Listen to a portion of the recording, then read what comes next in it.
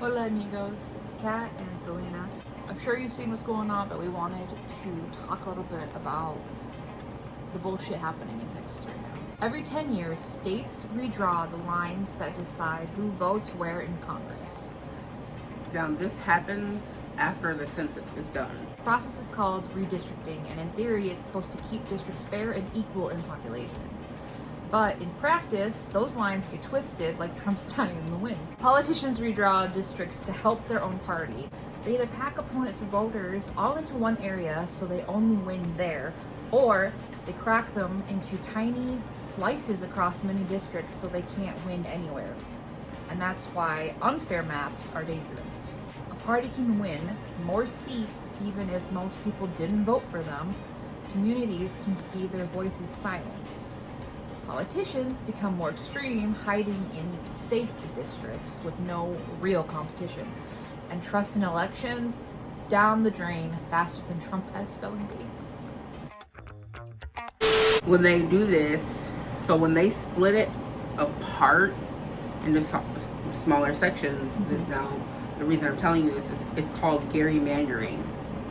Okay, this is important for what we're talking about, and that's why I want to make sure you know the term gerrymandering right now. So now we can continue. So redrawing maps isn't bad by itself, it's required, but when it's done unfairly, it flips democracy on its head. Instead of voters choosing politicians, politicians choose their voters.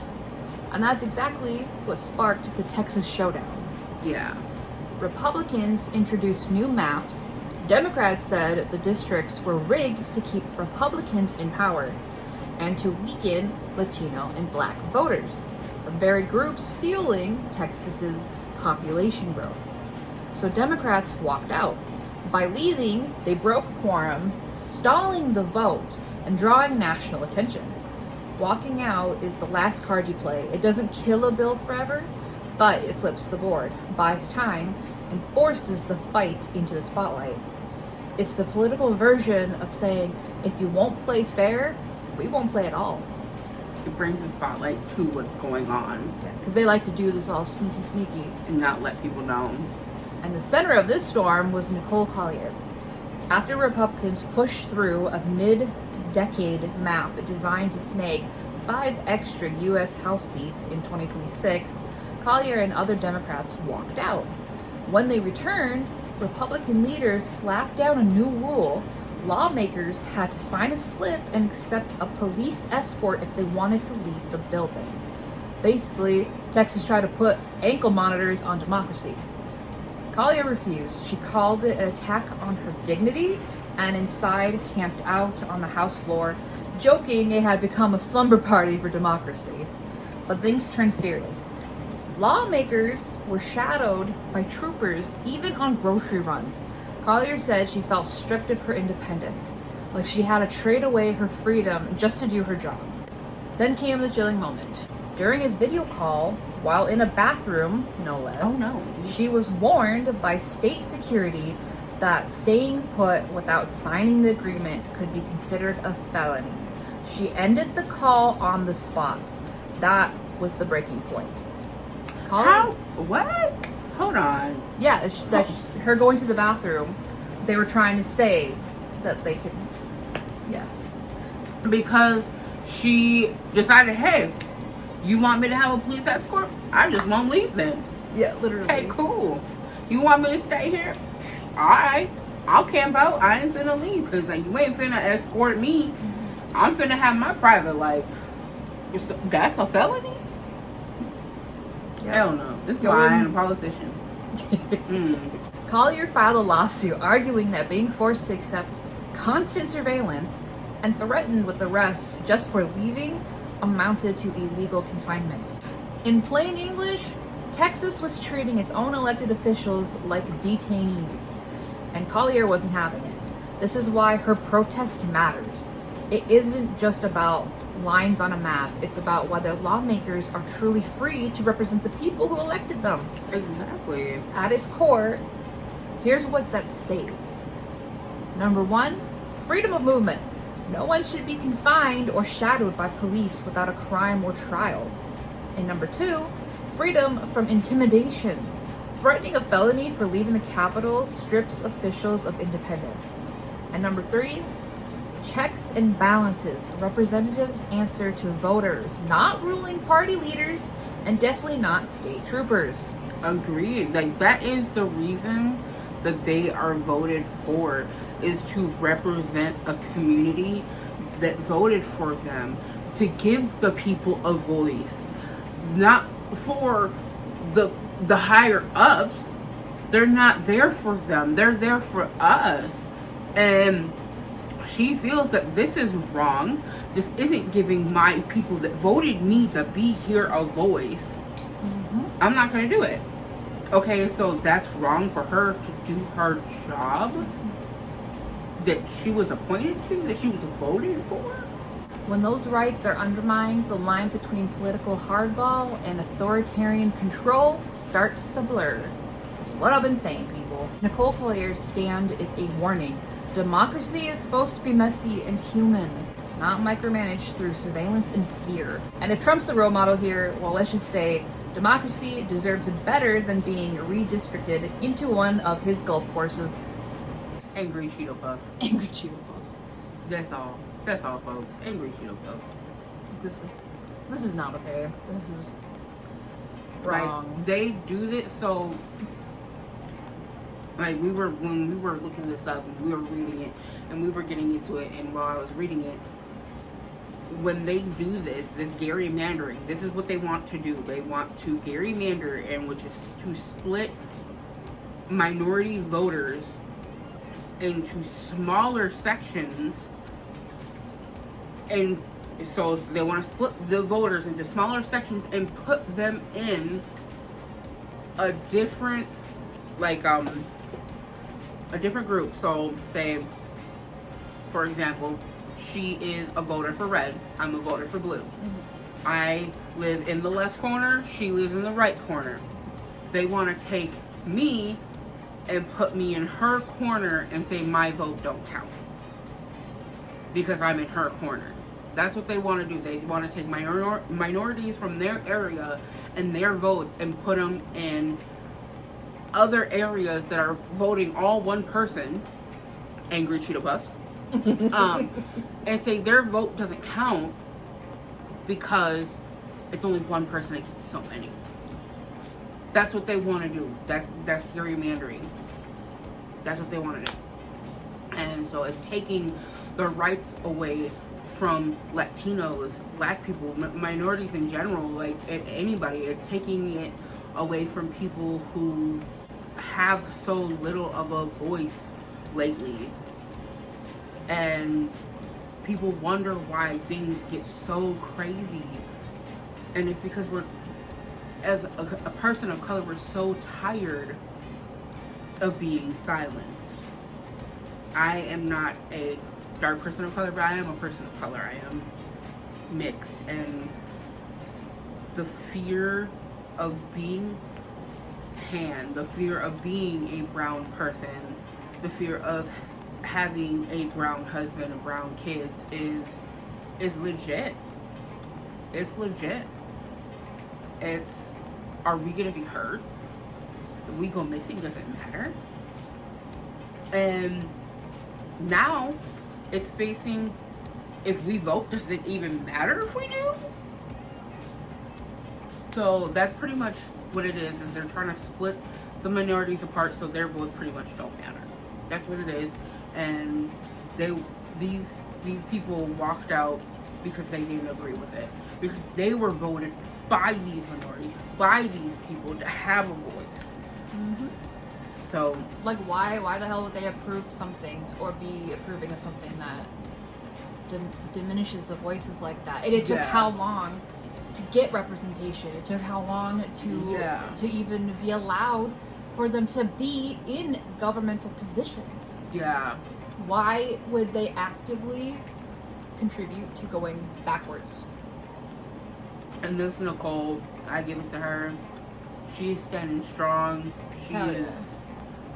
I give it to her because this girl don't want to took 6 people out and ran out that door. Hell no. Hell no.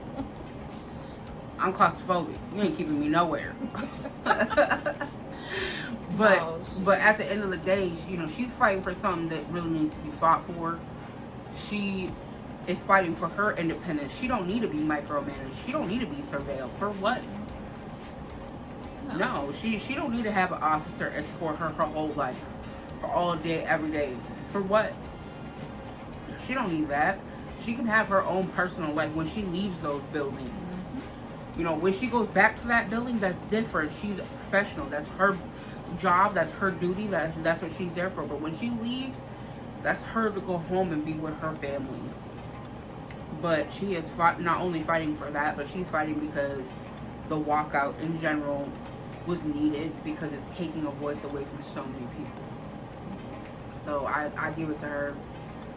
You know, let's all DoorDash her some food. Oh, right? Like, let's go, like, send her something. Like, shit. Right? Care package or some shit. For real.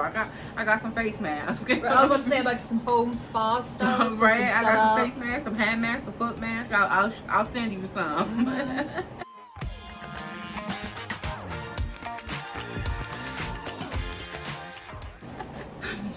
She's definitely up there as, like, one of my new heroes, honestly.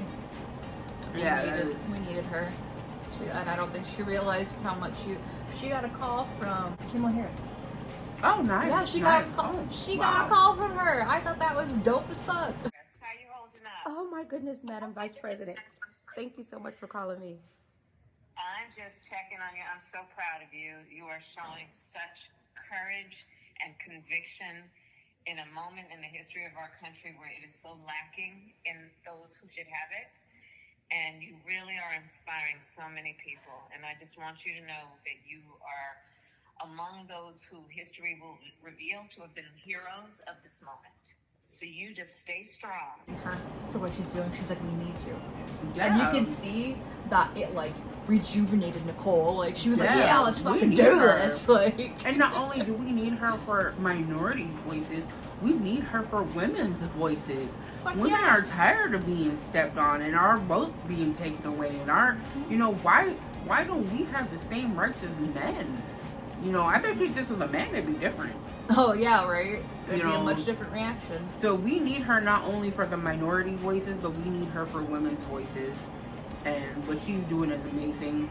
She's doing great work. It sucks the situation she is in. But you know She what? should have She's going never been strong. put in yeah, that. she should have never been put in that. This is wholeheartedly legal kidnapping, whatever you want to call it. For real. It is wholeheartedly holding someone hostage. But you know what? She is going through it, and I give her the credit because, you know, she's doing what she got to do for her people and for herself.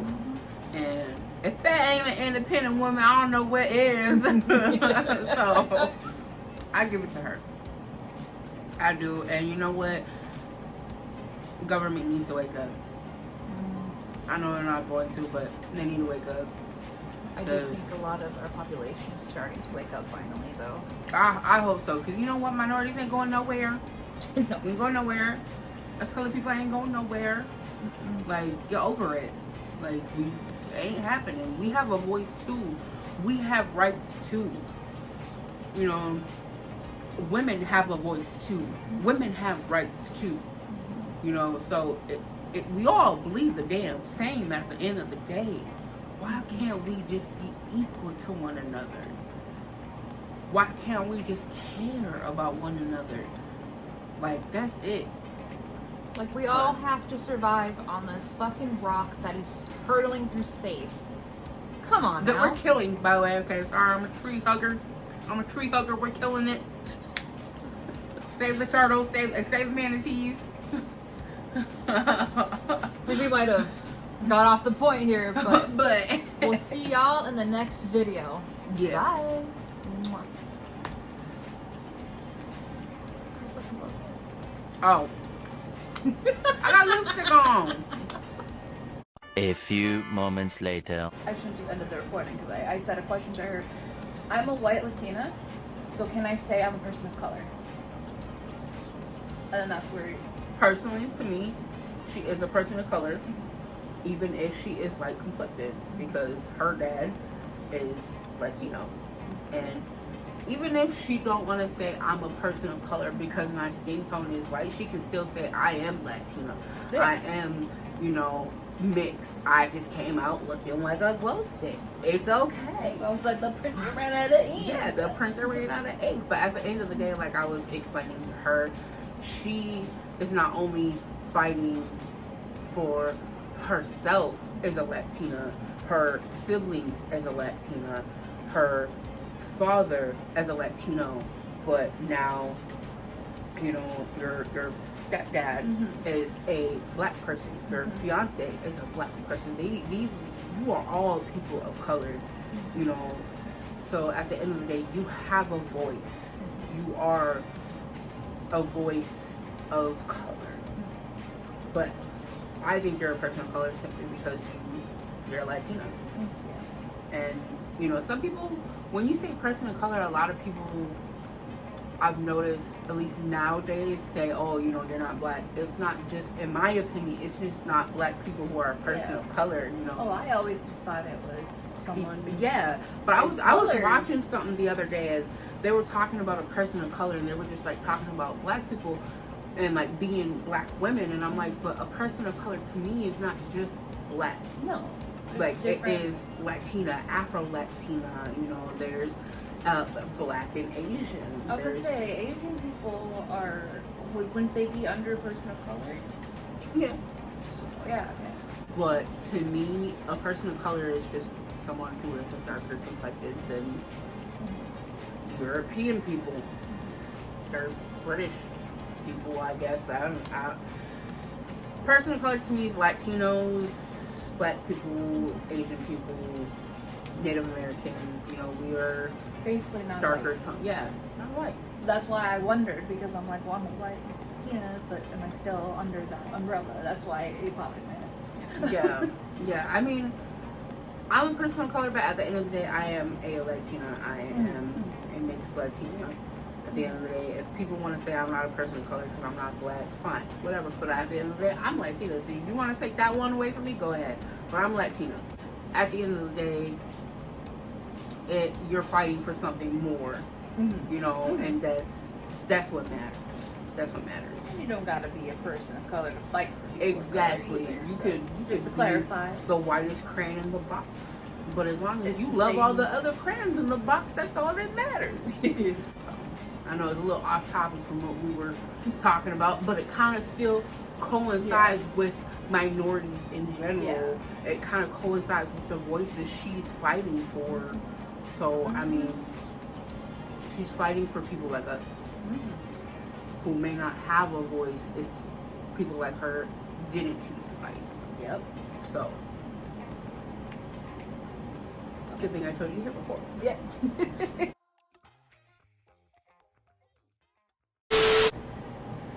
Wow. I was saying, I can Every 10 years. Stop, don't distract me. It's going off the screen already.